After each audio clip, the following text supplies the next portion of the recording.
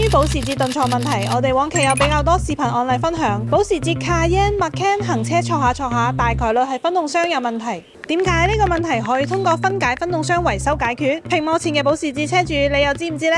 呢台香港 Cayenne GTS 行駛咗10萬公里，車主反映行車嘅時候，台車明顯坐下，而且打方向有異響，呢個係明顯嘅分動箱故障問題。我哋以呢台車為案例，分析點解更換摩擦片、鋼片等維修組件就可以解決頓挫問題。保時捷 Cayenne、Macan 等車型係全時4驅，分動箱根據路況、駕駛模式等進行前後軸動力分配，使得車輛靈敏性、操控性、穩定性更強。形成頓挫嘅核心原因係分動箱內部摩擦片及鋼片磨損，磨損後間隙變大，摩擦片無法進行平穩線性嘅接合，會變到棘下。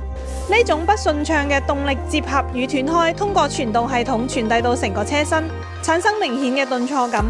雖然核心原因好易理解，但係分動箱維修並唔係簡單咁拆落嚟分解換摩擦片，組裝後再裝返上車就可以。更重要嘅係使用保時捷 Pvis 專檢電腦進行間隙匹配同故障消除，讀取數據流，確保運行順暢。喺 4S 店只可以換總成解決，嚟港珠澳保時捷服務中心，只要4位數幫你搞掂，讓你慳錢又省心。下一期視頻講解如何喺日常使用同養護中延遲分動箱進入維修期。如果你感興趣，記得 follow 我哋啦。